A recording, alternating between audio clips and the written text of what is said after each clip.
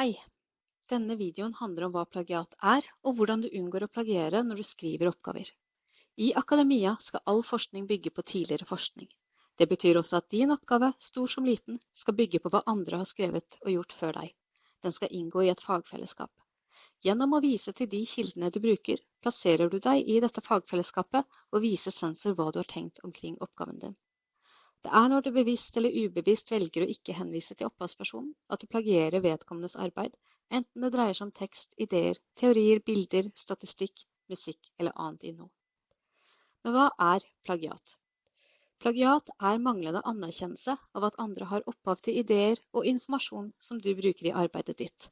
Dette uakseptabelt innenfor akademia. Plagiat skjer oftest i skriftlige oppgaver, men kan også forekomme på skoleeksamen eller i presentasjoner.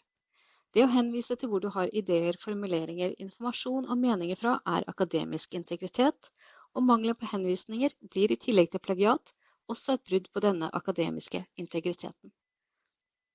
Plagiat et problem fordi emneansvarlig og sensor skal bedømme hva du kan, og fordi man som student inngår i en vitenskapelig tradisjon som bygger på nettopp gjennomsiktighet, etterprøvbarhet og validitet. Det forventet at studenter tar ansvar for å henvise til og anerkjenne de kildene som brukt i oppgaver, og som har bidratt til å gi innsikt og forståelse for faget. Det å henvise til kilder også en selvstendiggjøring av deg som student.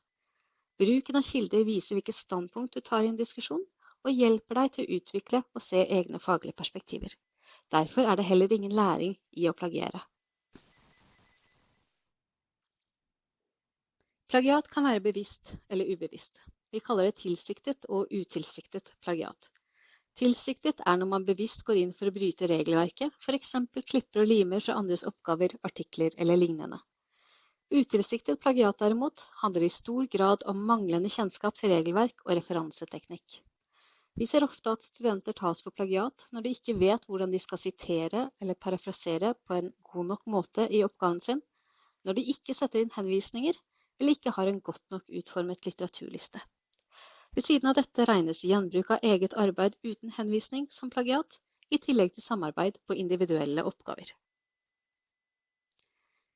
Gjenbruk av egen tekst når du gjenbruker hele eller deler av en oppgave du har skrevet tidligere og fått godkjent.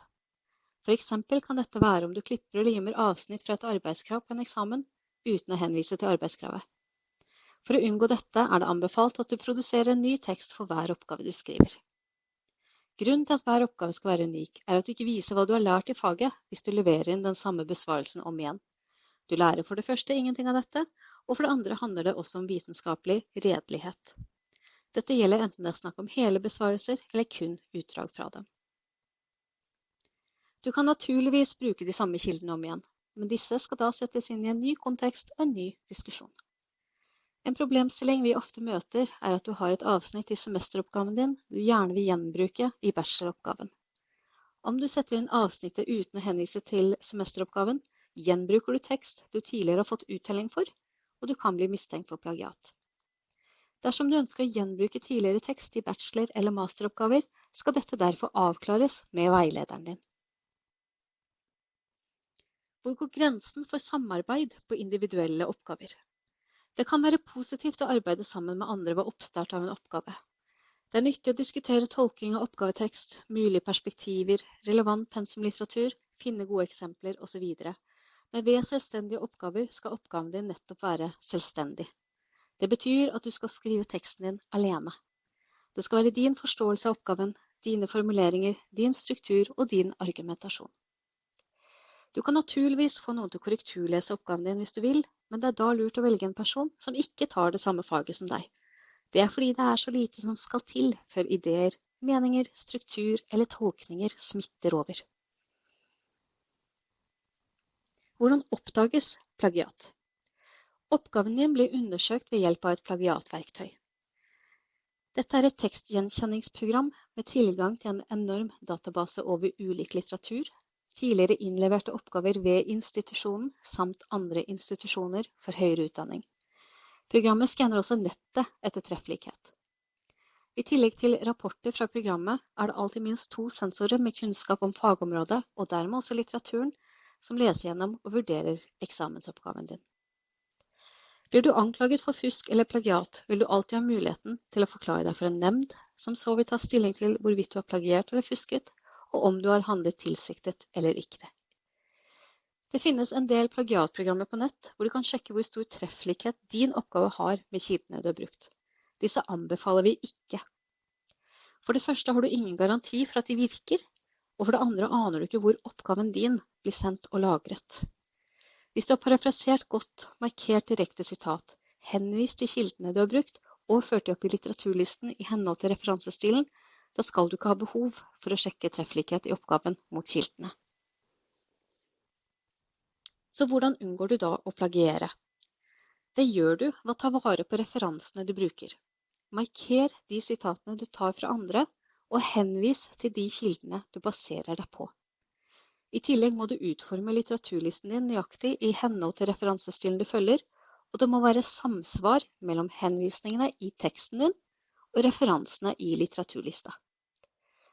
Når du bruker kilder, skriv opp tittel, forfatter, dato, sidetall, nettadresser og lignende informasjon fortløpende.